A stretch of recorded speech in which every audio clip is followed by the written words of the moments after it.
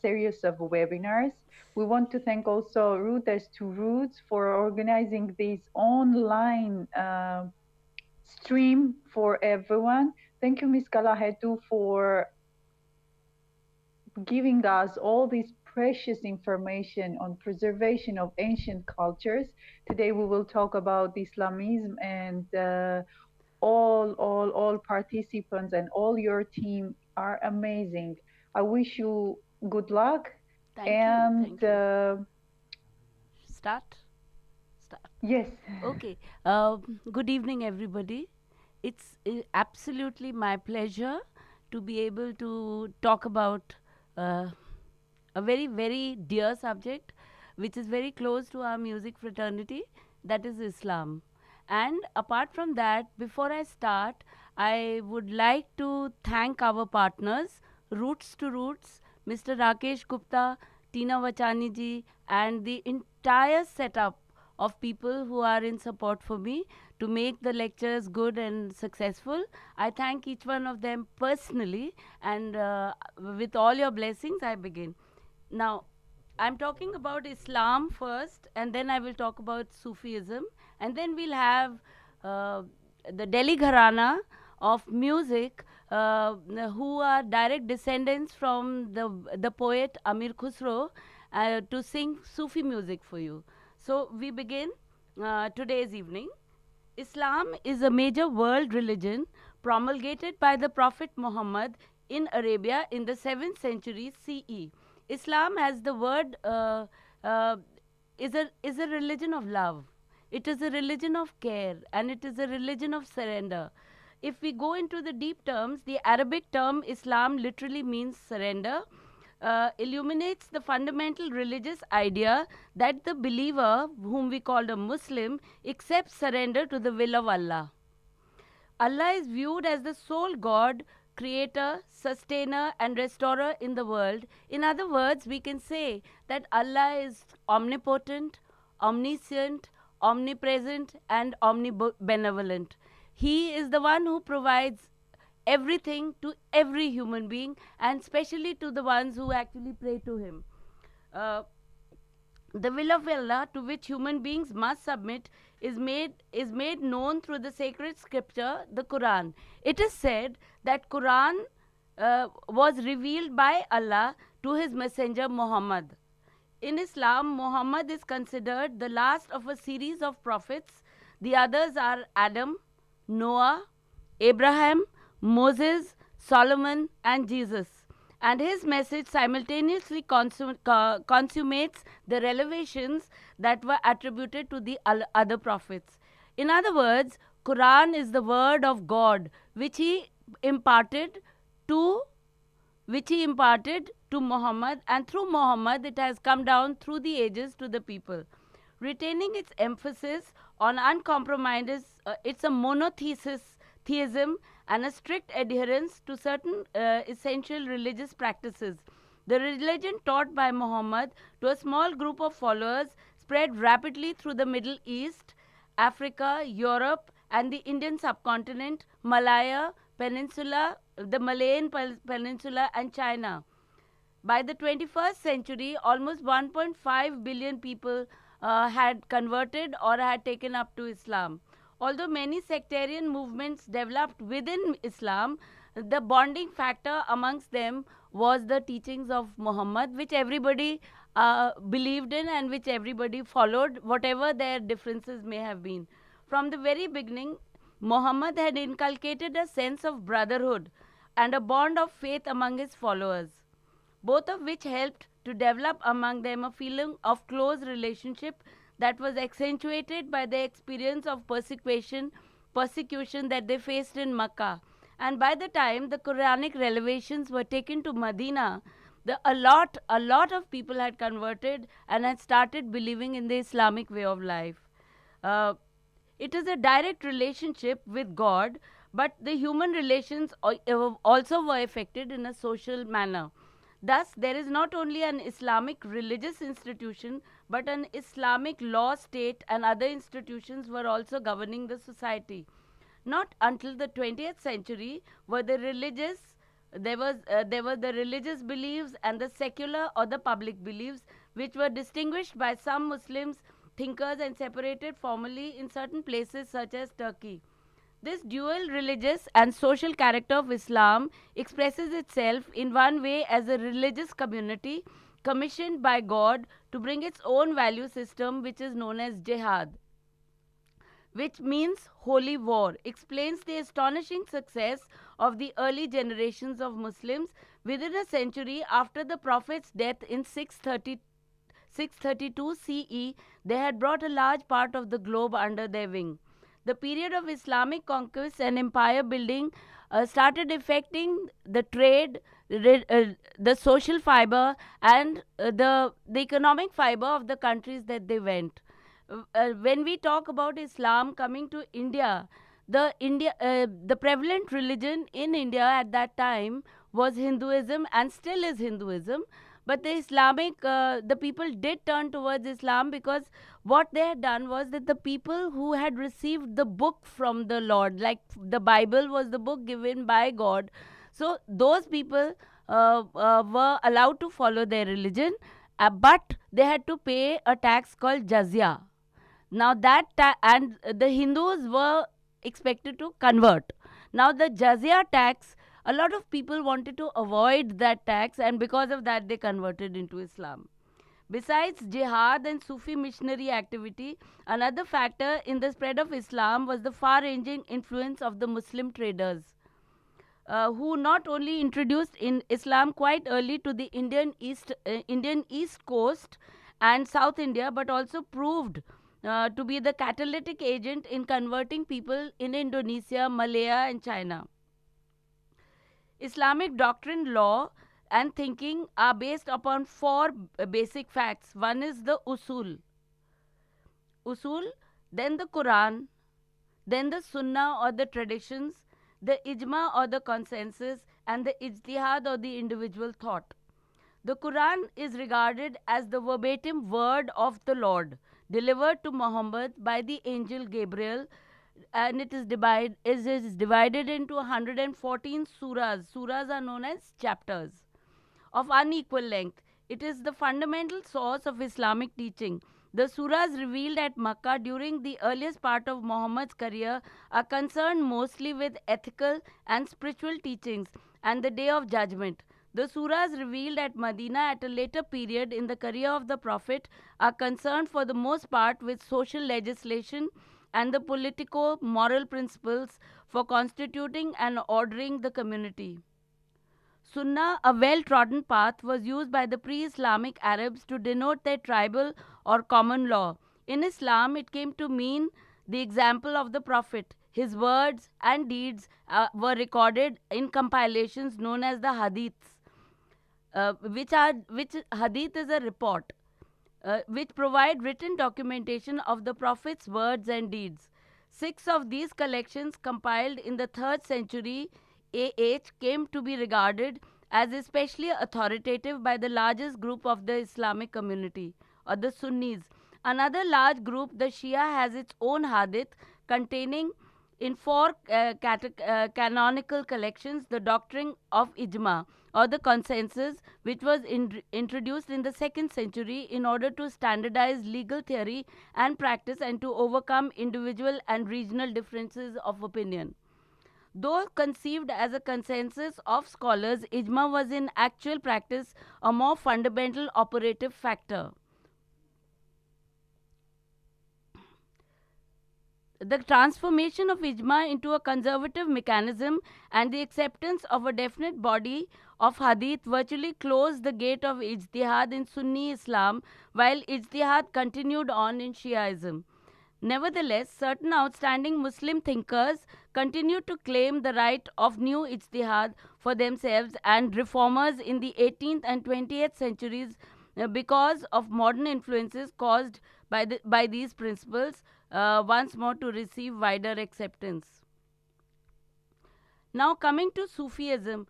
Sufism was a mystical extension of Islamic practices in which Muslims seek to find the truth of divine love and knowledge through direct personal experiences of God. It consists of a variety of mystical paths that are designed to ascertain the nature of humanity and of God and to facilitate the experience of the presence of divine love and wisdom in the world.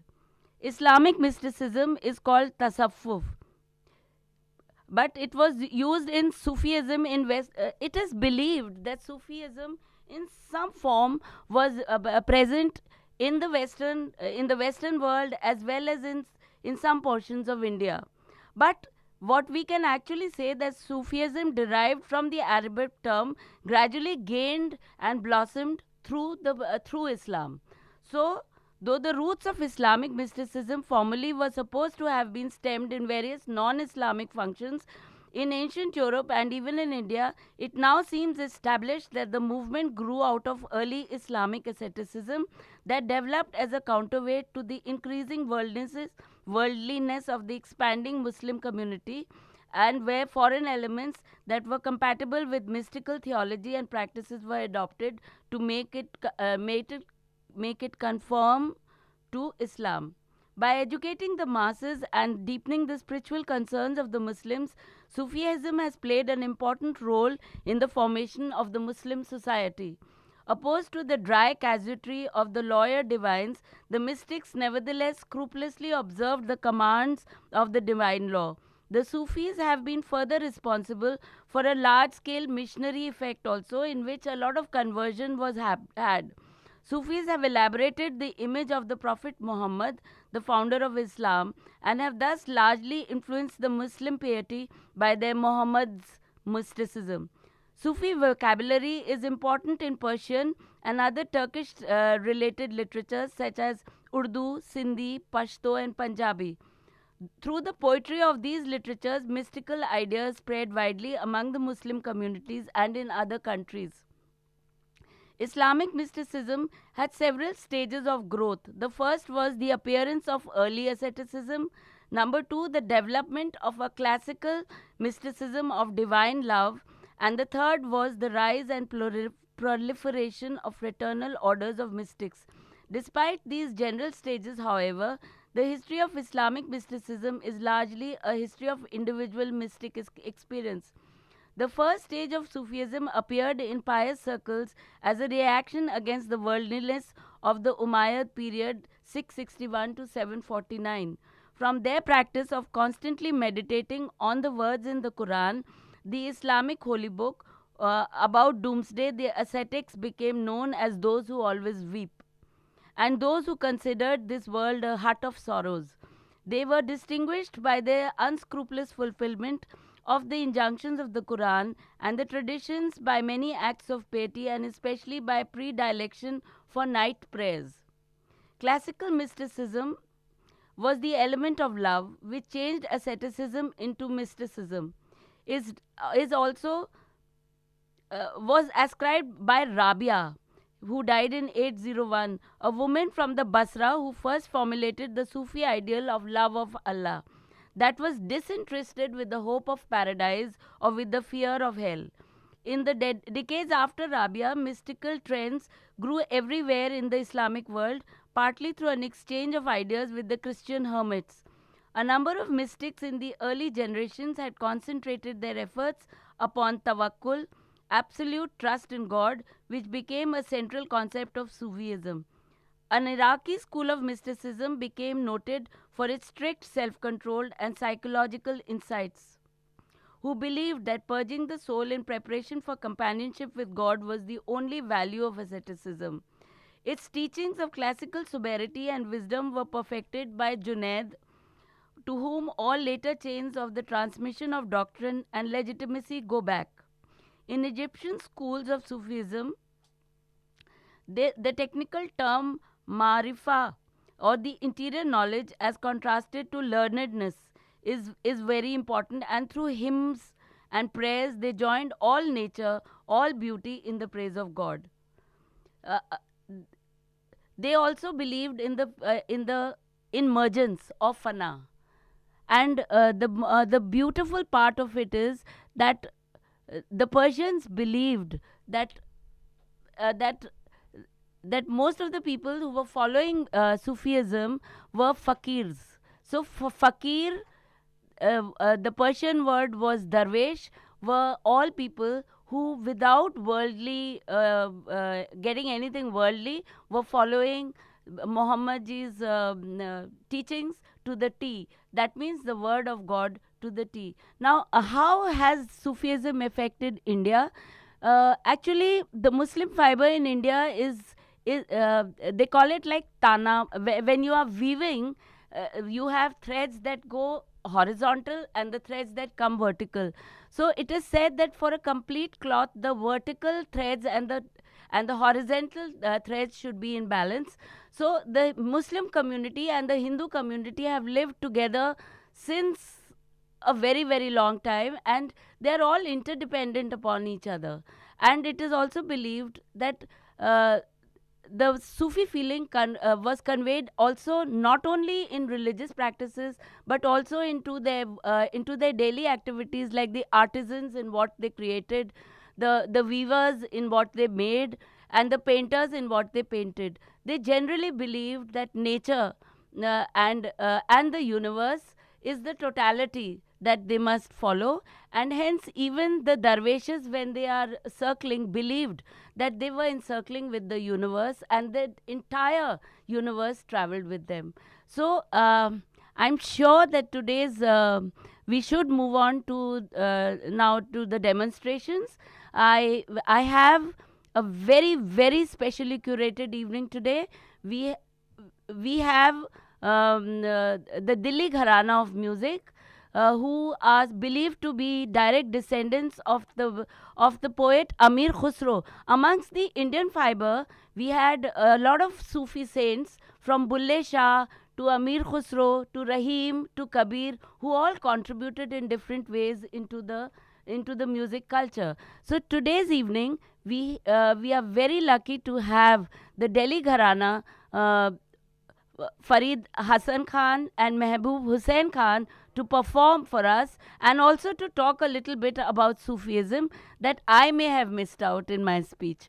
I welcome Farid Hassan and Mehboob Hussain, Shahbaz Bhai and Azhar Bhai for today's evening. Thank you so much, and now we'll proceed.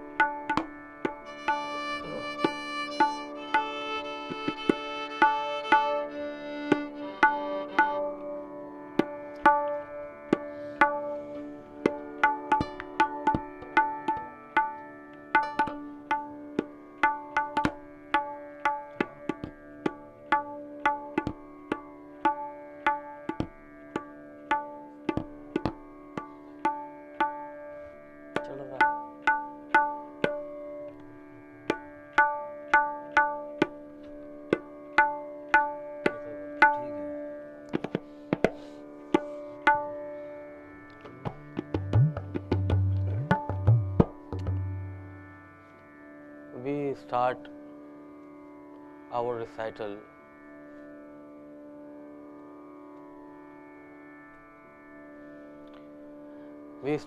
our today's recital with Khayal. Khayal is a very beautiful form of Sufi music which was invented by Hazrat Amir Khusro Rahmatullah Alayh in the guidance of Mehboob-e-Ilahi Hazrat Nizamuddin Auliya.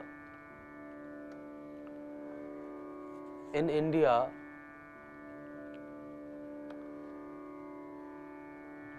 there is a lot contribution by the Sufis of India, Hazrat Khwaja Moinuddin Chishti Rahmatullah Alayh, widely known as Huzur Khwaja Gharib Nawaz. Then Hazrat Khwaja Qutbuddin Bakhtiyar Kaki Ushi Chishti Rahmatullah Alayh, and then Hazrat Baba Farid Masood Ganj Shakar Rahmatullah Alayh. Then his two prominent disciples, Hazrat Khwaja Makhdoom Alauddin Chishti Rahmatullah Alayh and Hazrat Khwaja Nizamuddin Auliya Chishti Rahmatullah Alayh. So this Khayal was invented by Hazrat Amir Khusro in 30th century. He invented lot of the forms like Khayal, Qaul, Qalbana, Tarana, Tilarana, Tirvat, Chaturang, Naqsh-e-Gul, Naqsh-e-Nigar, Savela, Hawa, Basit, and very wide forms of different music in our culture. So we are going to start with Khayal. The word Khayal came from the word imagination in English. So we will start with Rag Bhim Palasi. The first composition is set in Vilambit Ek Tal, and the next composition, which is called Durud Khayal, the first composition called Vilambit Khayal. So the Vilambit Khayal set in the rhythm cycle of 48 matras, and the Durud Khayal set in 16 beat cycle called Teen Tal. So we will start our recital with Rag Bhim Palasi.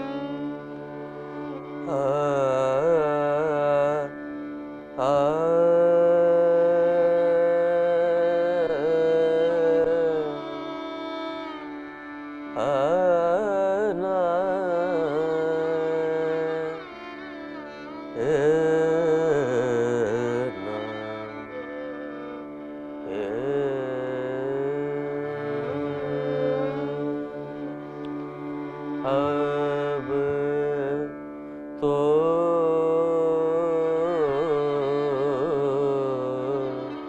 बड़ी बेर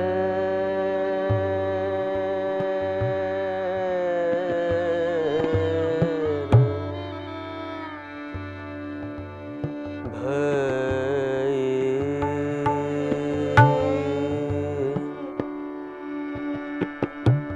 तेरत हूँ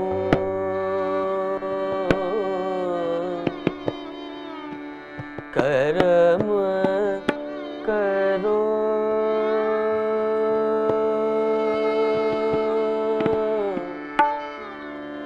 मोह पे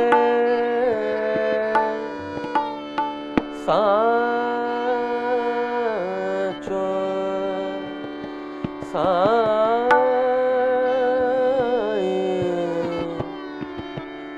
साई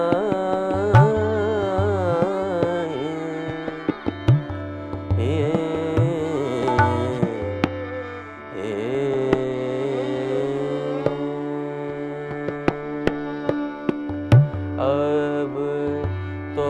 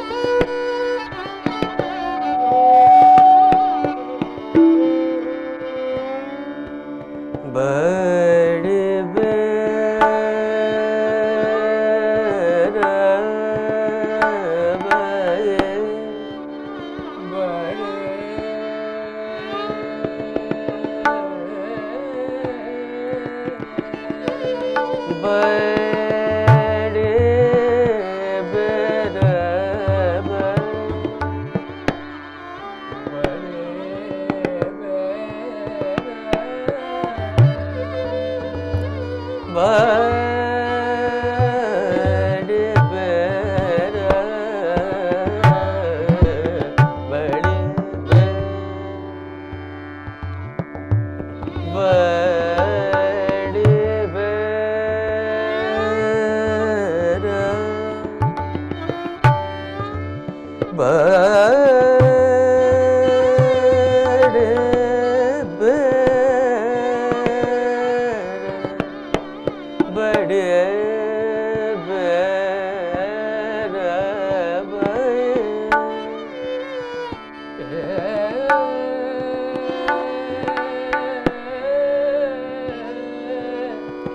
बड़ी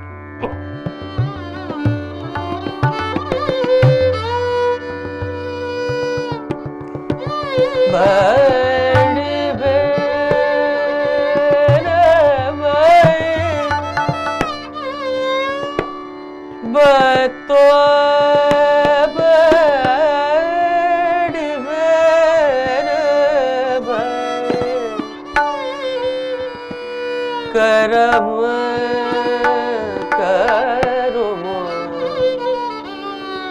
मुप साचो साई अब तो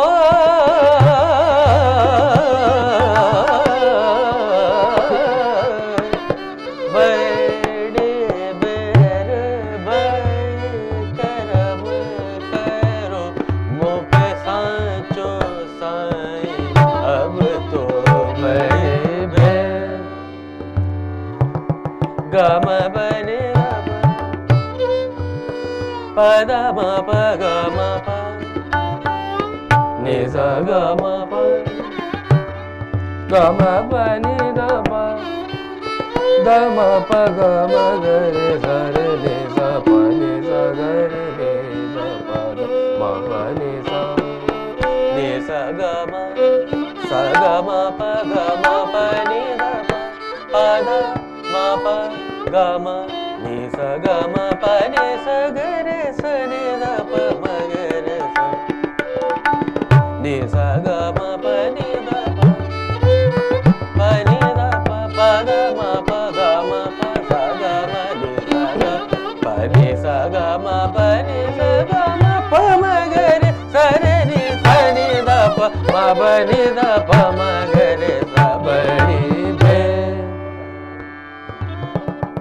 pani da ga re da ni da ni da pa ma pa ga ma ga re da re ni da pani ma ba ni da ga re da re ni da pa ma ga ma ba ni da ga re da ni da pa ma ga ga re da ni da ni sa ga ma pa ni ma ba ni da ga re da re ni da pani ma ba ni da ni da ni da pa ma pa ga ga re da re ni da pani ma ba ni da ga re da ni da ga ma ga re da ni da ga ma pa ma ga ga re da ni da ga ma pa ni da pa ma ga ga re da ni da ga ma pa ni da ga re da ni da pa ma ga re da Sani pani ma pani da ga re da re ni da pani ma pani da ni da ni da pa ma pa ga ma ga re da re ni da ni da pani ma pani da ga re da ni da ga ma pa ma ga ma pani da ni da ga ma pa ma ga ma pani ma pani da ga re da re ni da pani ma pani da ni da ga pa ma ga ga re re da re ni da ni da ga ma pa ma ga ma pani da ni pani da ga ma ga re da ni da ni da pa ma ga ma pani da ni da pa ma ga re da ni da badi be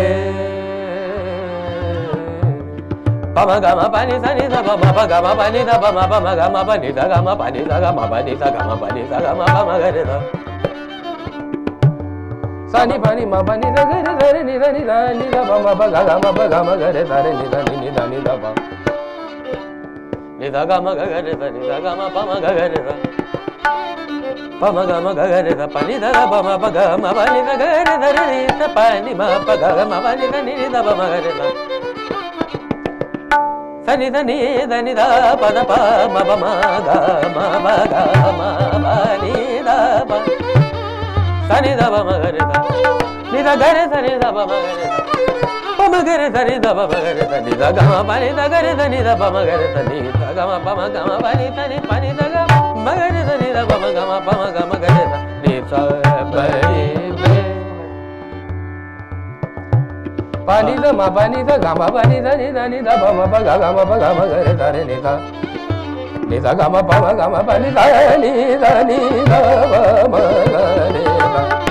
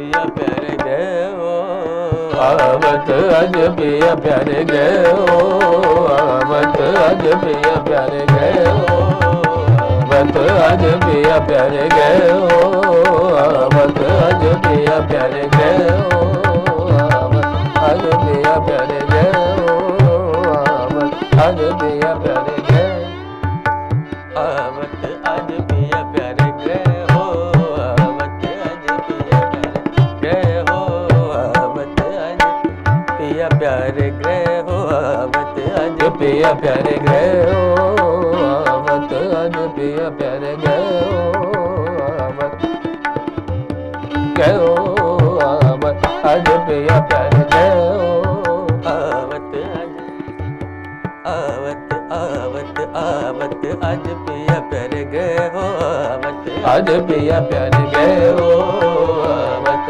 आज पिया प्यारे गए हो, तन लरजत मन तड़पत अंग अंग व्याकुल भय सजनी धीर न धरत, आवत आज पिया प्यारे गए हो, आवत आज पिया प्यारे गए हो, आवत आज पिया प्यारे आवत आज पिया आवत आज पिया प्यारे गए, आवत आज पिया प्यारे गए हो, आवत आज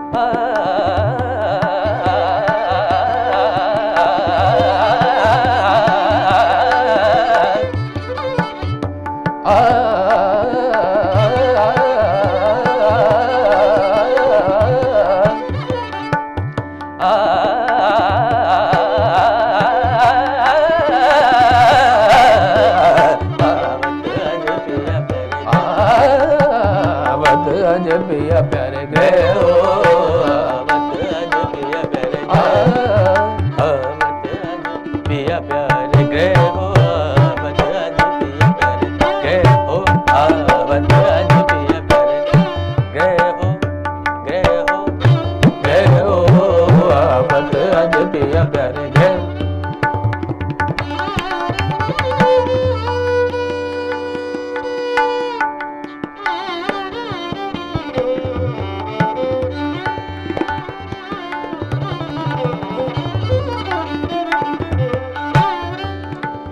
पत आज पिया प्यारे गए हो, तन लरजत मन तड़पत अंग अंग व्याकुल भय सजनी धीर न धरत, आवत आज पिया प्यारे गए,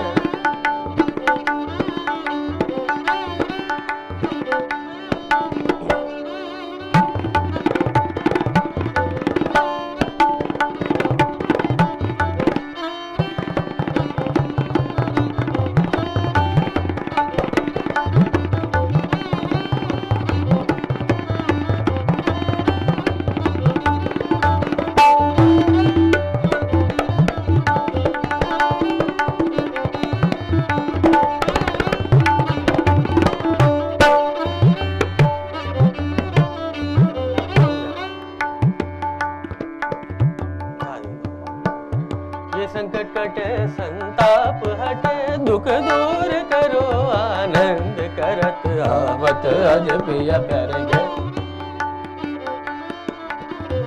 आवत आज पिया प्यारे आवत आज पिया प्यारे गए, आवत आज पिया प्यारे आवत आज पिया प्यारे गए,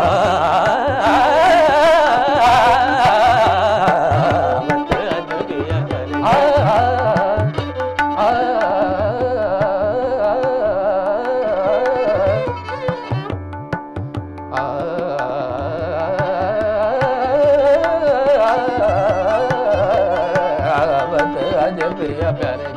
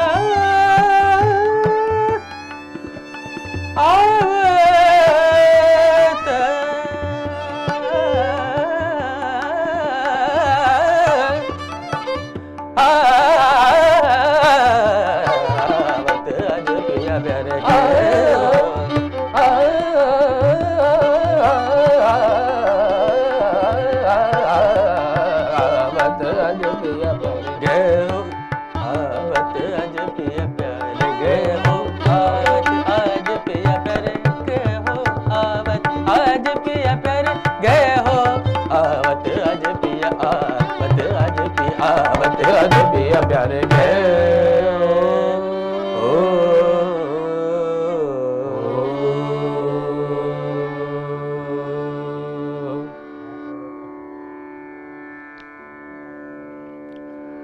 So this is Khayal, one form of Sufi music. Now I am presenting a Sufiana Kalam of Hazrat Amir Khusro. The language of the Khayal's composition was Hindvi, and the Kalam which we are going to present in the front of you is also written in Hindvi language.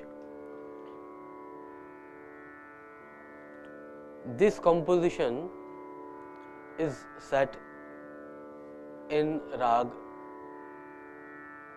Zila Kafi. So we are going to present you a Rang.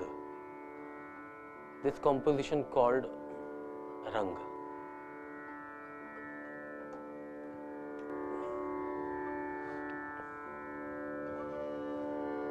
Rang means color, color of Sufism.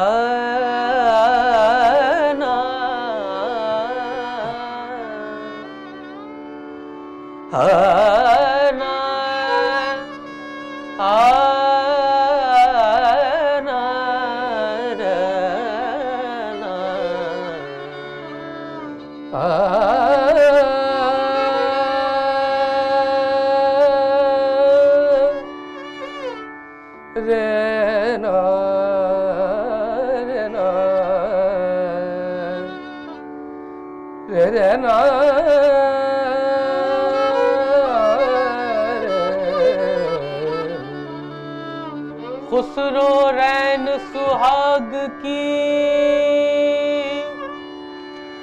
हाँ खुसरो रैन सुहाग की,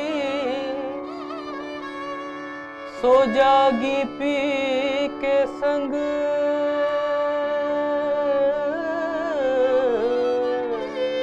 तन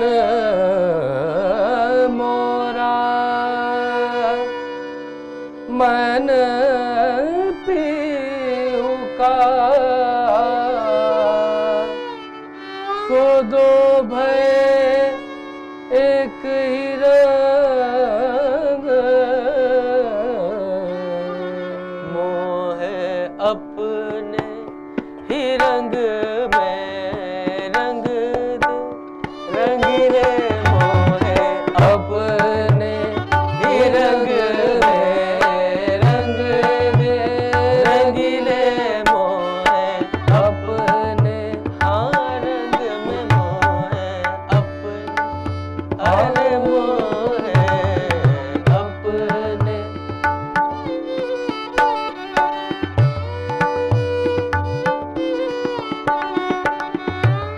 मोहे अपने ही रंग में रंग दे रंगीले मोहे अपने ही रंग में रंग दे मोहे अपने ही रंग में रंग दे रंगीले तू तो साहिब मेरा तू तो साहिब मेरा महबूबे इलाही मोहे अपने ही रंग में रंग दे मोहे अपने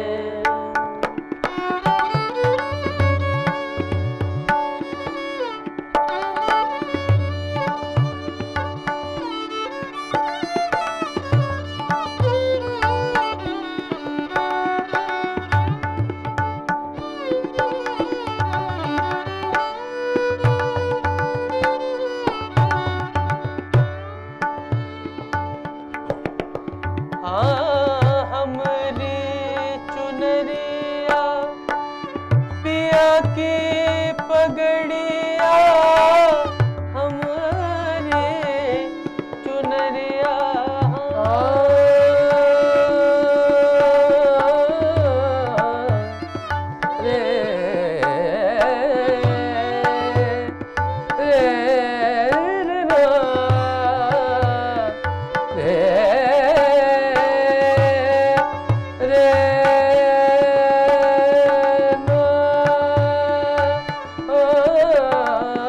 हमारी चुनरिया पिया की पगड़िया हमारी चुनरिया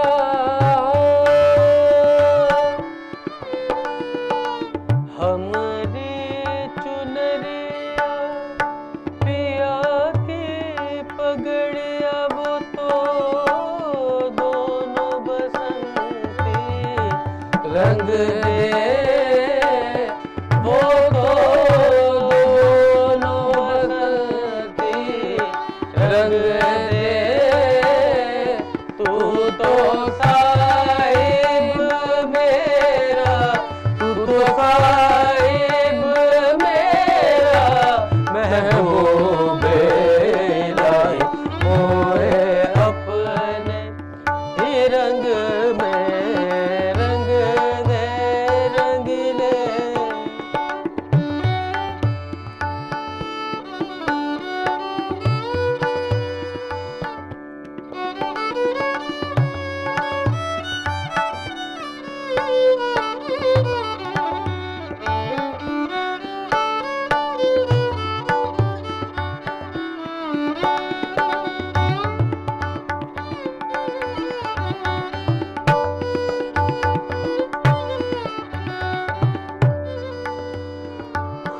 हाँ जो कुछ मांगे रंग की रंगाई जो कुछ मांगे हाँ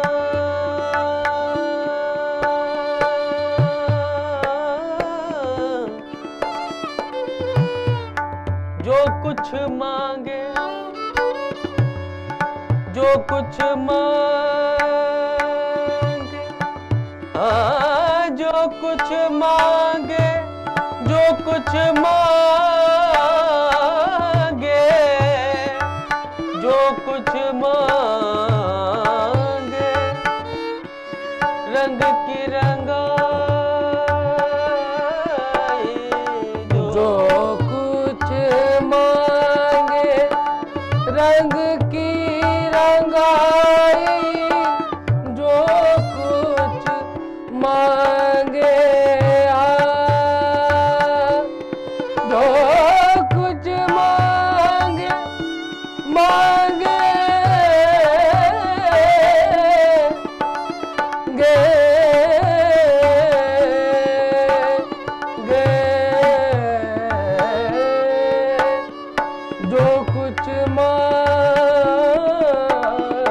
जो कुछ मांगे रंग की रंगाई मोरा जो बन गिरवी रख ले मोरा जो बन गिरवी रख ले तू तो साहिब मेरा तू तो साहिब मेरा महबूब इलाही मोहे अपने ही रंग में रंग दे रंगीले मोहे अपने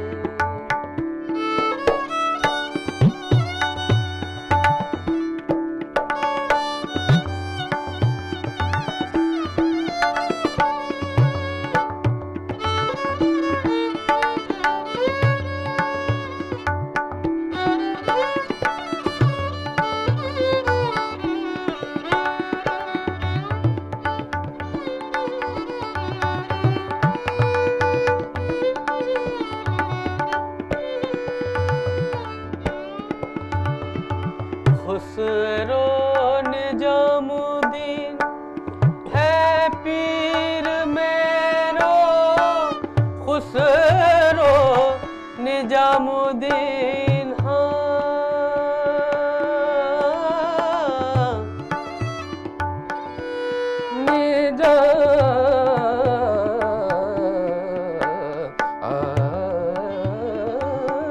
निजामुद्दीन निजामुद्दीन निजामुद्दीन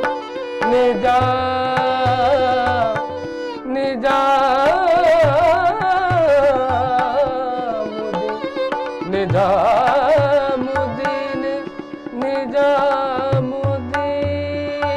निजामुद्दीन खुसरो निजामुद्दीन है पीर मेरो Khusro Nizamuddin Khusro Nizamuddin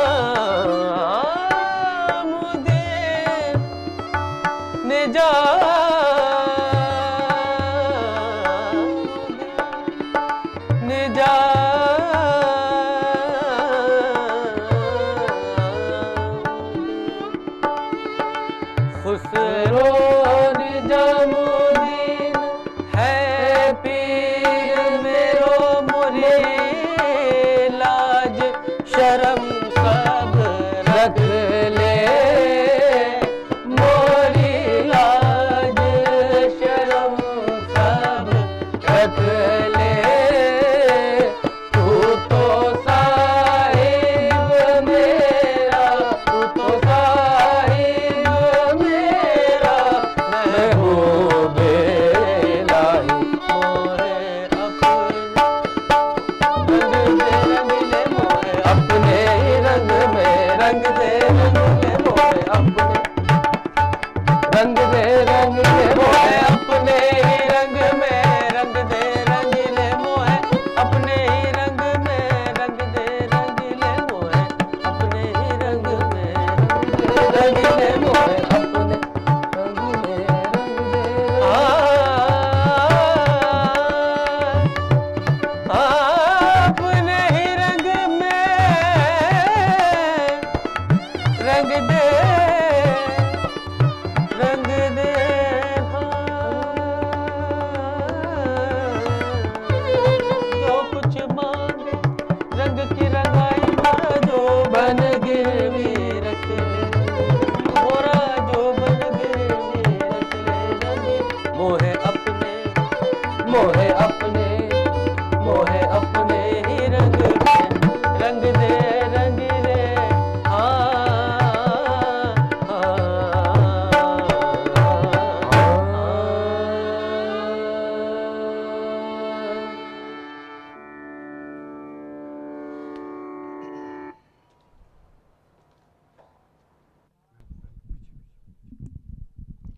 Uh,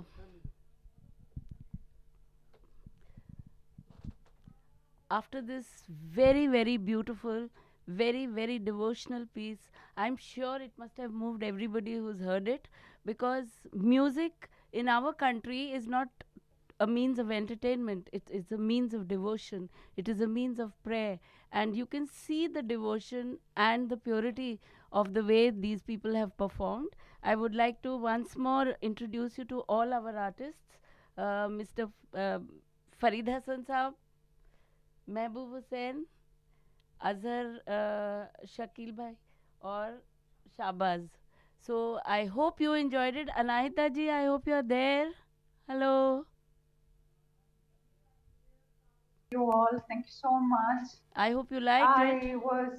I was connected with the creator at the moment that you started your music and chanting. I thank you so much. They are the most promising artists from India nowadays, and I'm sure what we were trying to project has been projected. Now, the second piece would be a Sufi Kathak piece. Now, Sufi Kathak, again, was movement not totally by the Darwish, but the intermixing of the Kathak, because Kathak had a lot of Mughal influence in its repertoire, and hence what the dancer was doing was devotional, as well as it was connected to the style, as well as to the religion that they would like to project. I will have Rani Khanam ji to please come in if she is anywhere around, and आपको ये सब धीरे धीरे उठाना होगा, ठीक है ना? We will need 5 minutes to get the stage done. Okay, Anahita ji? Hello. Hello. Yeah, sure. I'm here. Yeah. Just 5 minutes for one item to be over and the next one to take over. I think it has been. I would like. Sure, take your time.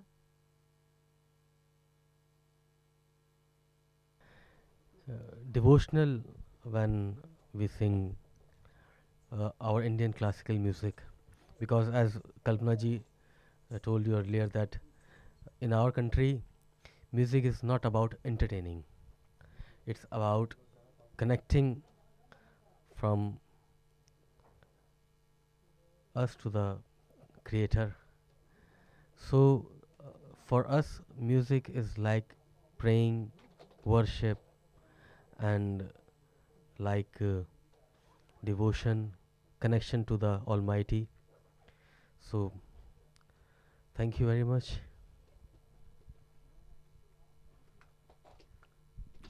I think in another 5 minutes we'll be ready with the next item.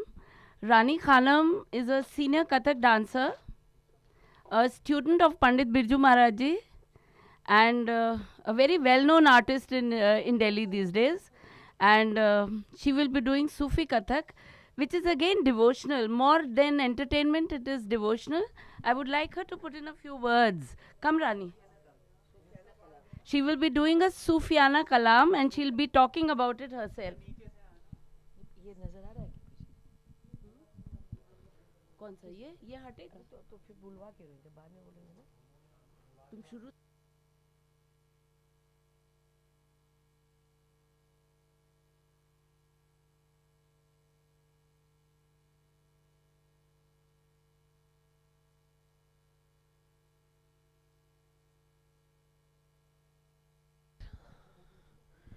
मैं आप सबका शुरू करूं? हाथ दिखा दी, आँख में क्यों लग रहा है इतना? बंद करवा दो दरवाज़ा.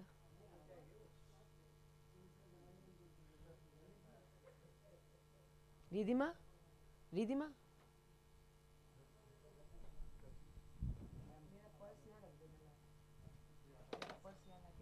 मोबाइल को साइलेंट पे कर दो, बाहर ही रखो. So keep mobile. सुन लिया मैंने. हाँ, एरिया पीछे का वो है मार्कर. इधर का कहाँ है? वो है जो मार्किंग है. बैक यहाँ तक. अब इसमें आप कथक करवा रहे हो. बढ़िया. स्टार्ट करें. नमस्कार, मैं रानी खानम आप सबका इस्तकबाल करती हूँ. मैं बहुत आभारी हूँ रूट्स एंड रूट्स कला हेतु और यूनेस्को, जिनके वजह से आज ये कार्यक्रम हम प्रस्तुत कर रहे हैं। आज का टॉपिक है सूफ़ी थॉट्स और उसका जो इम्पैक्ट है इंडियन आर्ट कल्चर के ऊपर।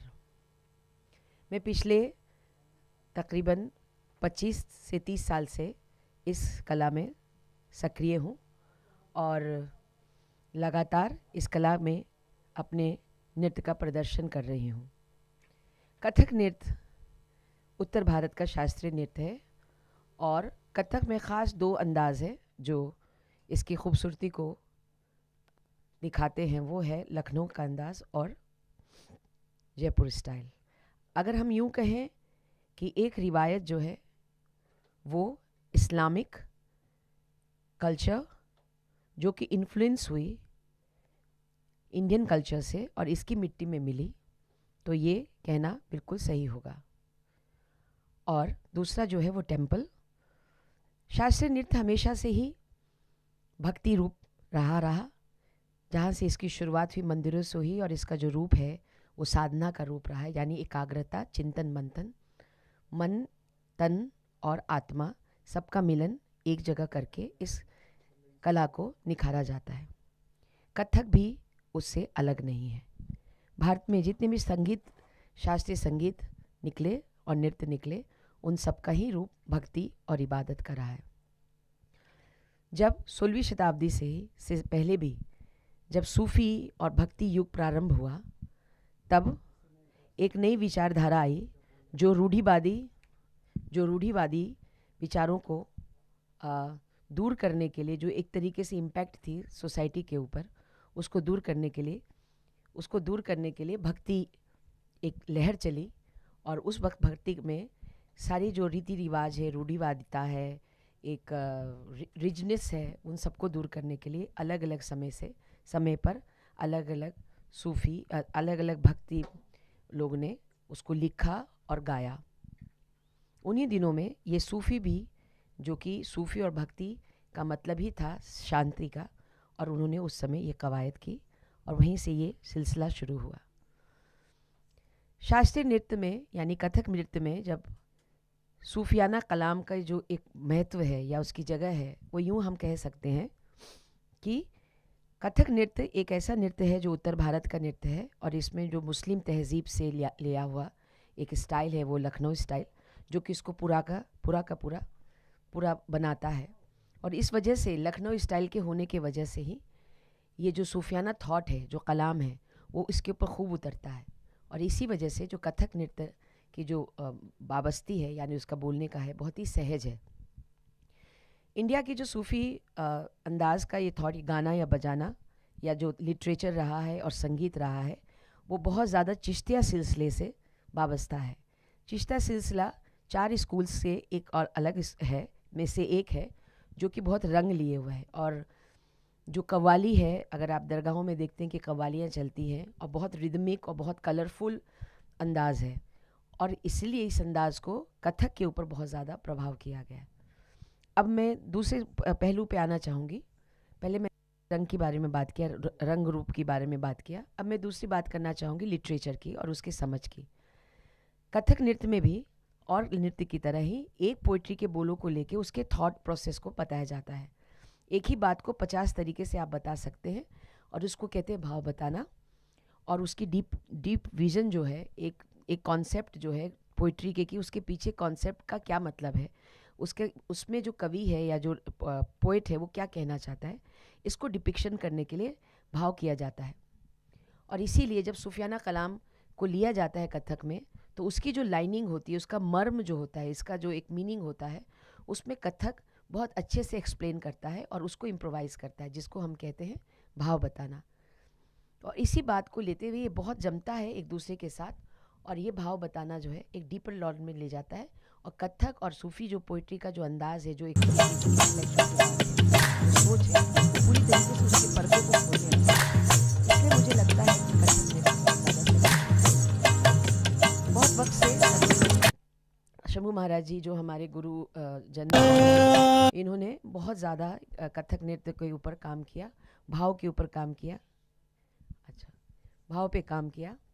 And now the Sufiana Kalam, which is going to be depicted by the Kathak, is a very, very known for the international audience as well as the India.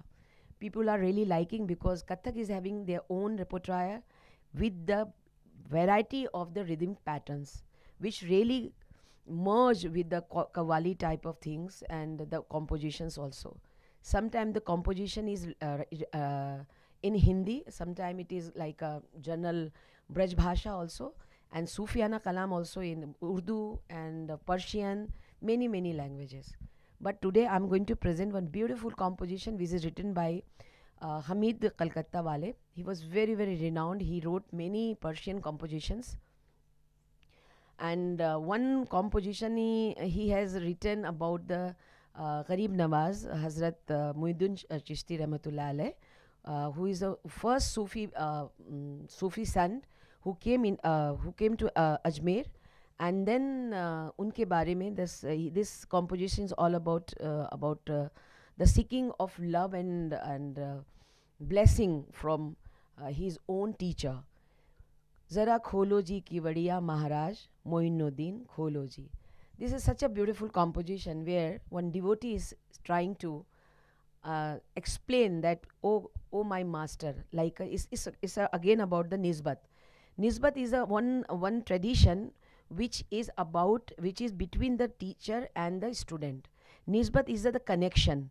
Connection means a student who are seeking the love from his own teacher and trying to get the path to achieve Almighty Khuda. The nisbat is depicted in many compositions like आज रंग है माँ रंग रे, या मोहे अपने ही रंग में कर ले रंगीरे, तू है साहिब मेरा महबूबे इलाही. So, and this composition is also about is a very unusual composition which I am going to play because this is not very popular number, but it's a very, very beautiful. In this composition, a devotee, एक भक्तन है, who is seeking for darshan. She wants to see she wants to see her own teacher. Then she said, oh, please open your door. Oh, please open your heart and take me away. And I have lived everything. Not a single thing I'm wearing now. You can see that I've transformed in Jogan and seeking for your love. Oh, my master, please come and hold my hand and show me the true path of Khuda. That is how, and then she's appealing, and then last she achieved the way she wants to connect with that Almighty. So such a different kind of composition which depict again the cosmic love between the teacher and the student, and seeking for the love and seeking for the blessing. So I'm going to present the composition Zara kholo ji kiwadiya Maharaj Moinuddin kholo ji, rakhni padegi mori laaj Moinuddin. Thank you.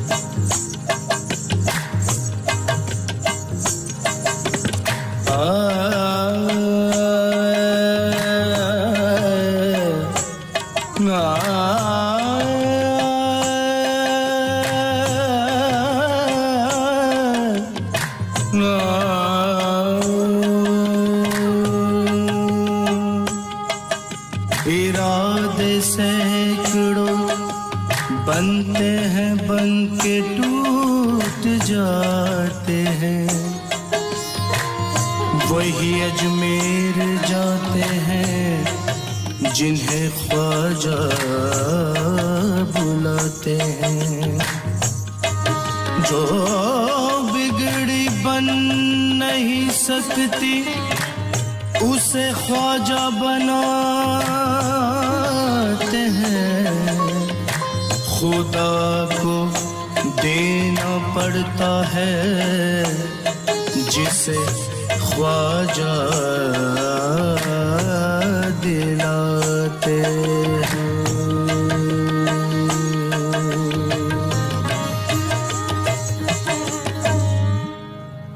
जरा खोलो जी, जरा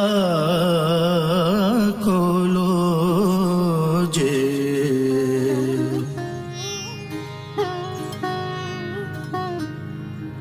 जरा खोलो जी केवड़िया महाराज मोइनुद्दीन खोलो जी, जरा खोलो जी केवड़िया महाराज मोइनुद्दीन खोलो जी, जरा खोलो जी केवड़िया महाराज मोइनुद्दीन खोलो जी, जरा खोलो जी ख्वाजा उस्मा के सदक़े में, जरा खोलो जी ख्वाजा कुतुबुद्दीन के सदक़े में, जरा खोलो जी सूफी हमीदुद्दीन के सदक़े में, जरा खोलो जी ख्वाजा निजामुद्दीन के सदक़े में, जरा खोलो जी केवड़िया महाराज मोइनुद्दीन खोलो जी, जरा खोलो जी मेरे ख्वाजा फख्र के सदक़े में, जरा खोलो जी अपने रख्ते जिगर के सदक़े में, जरा खोलो जी केवड़िया महाराज मोइनुद्दीन खोलो जी, जरा खोलो जी केवड़िया, जरा खोलो जी केवड़िया, जरा खोलो जी उस्मा का सदका खोलो जी, संदल के राजा खोलो जी, ख्वाजा महाराजा खोलो जी केवड़िया, जरा खोलो जी केवड़िया महाराज मोइनुद्दीन खोलो जी, रखनी पड़ेगी मेरी लाज मोइनुद्दीन, रखनी पड़ेगी मेरी लाज मोइनुद्दीन, रखनी पड़ेगी सबकी लाज मोइनुद्दीन खोलो जी केवड़िया महाराज मोइनुद्दीन खोलो जी,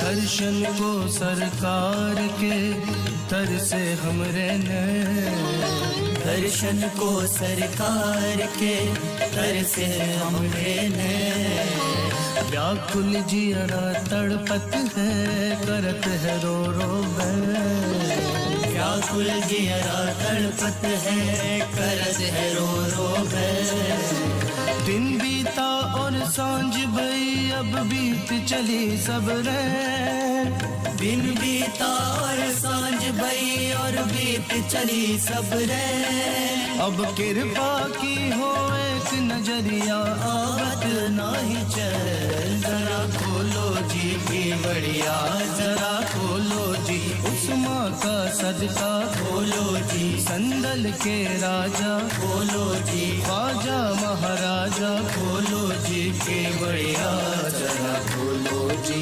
केवड़िया महाराज मोइनुद्दीन खोलो जी,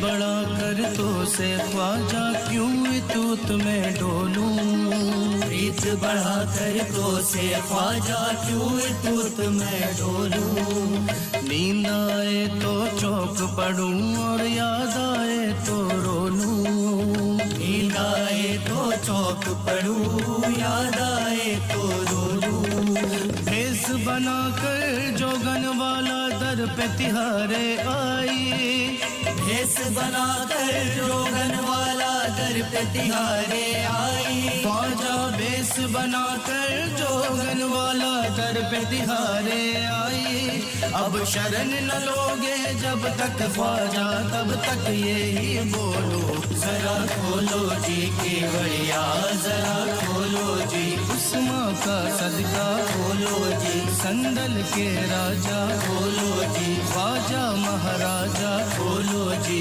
केवड़िया जरा खोलो जी केवड़िया महाराज मोइनुद्दीन खोलो जी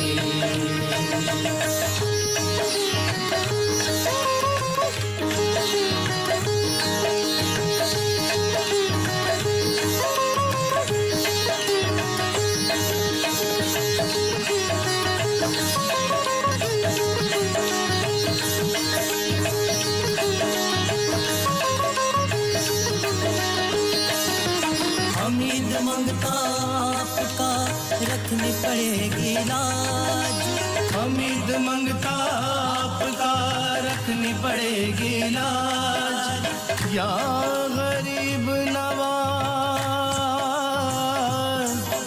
या ख्वाजा जी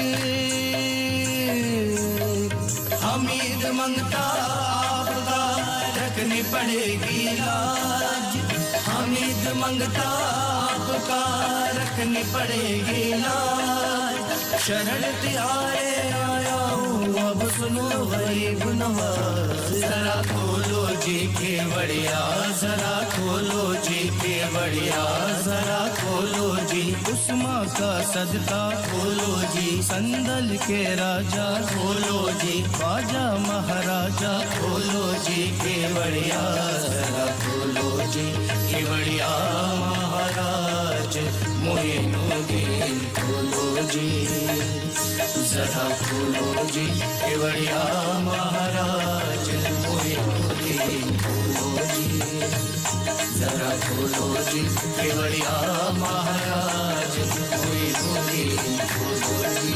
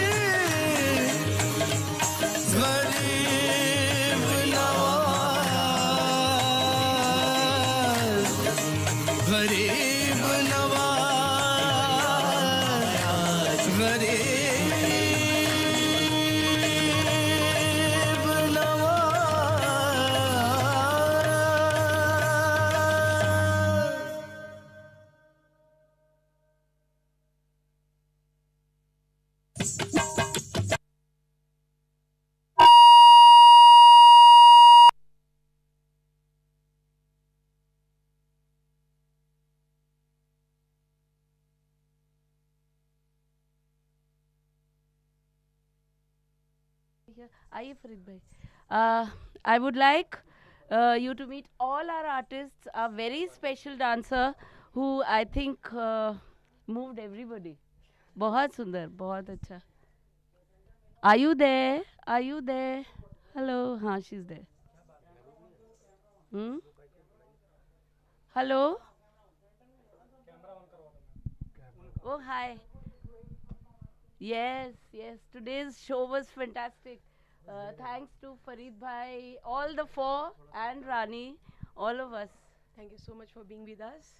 I hope you liked it, and we are successful to showcase and try to portray actually the dimension of Sufi thought and its practice in dance and music. It was very sacred. Thank you. It was a mesmerizing performance. This was a lovely session. I hope you all liked it. And yes, they are very special artists, all of them, each one of them. They are very, very good. So, Thank you so much for one more time for connecting me with the creator. Really, it was a sacred ceremony today. It was not a performance. It was not a show. It was an action towards creator. Thank you so much. By the way, whenever you will be in Athens city, Greece, we have Tower of the Winds. It's under the Acropolis where Mevlevi dervishes used to dance. And in front of this tower is the arc of the door of Sufi school. It was a great big school there. Tower of the Winds was built much long ago, but this tower it is circled and it was used for Sufi dancers and those who were deep in Sufi philosophy. And thank you so much. Thank you really very much. it was our pleasure. I'm really, really happy that my lectures are going off so well with all the brilliant artists. So, we meet on 9th, right? Mm-hmm. Okay. Yes, 9th February, we are waiting We are to actually see you all curating again. sorry, sorry. आप बोले ना. We are curating a special program for 9th called Alif, and the music is being done by Farid Bhai. So I'm sure it will be fantastic. Thank you, Sure. thank you, thank you. Bye bye, bye. Bye bye. Thank you so much. Thank you. Good luck, everyone. Stay safe and healthy.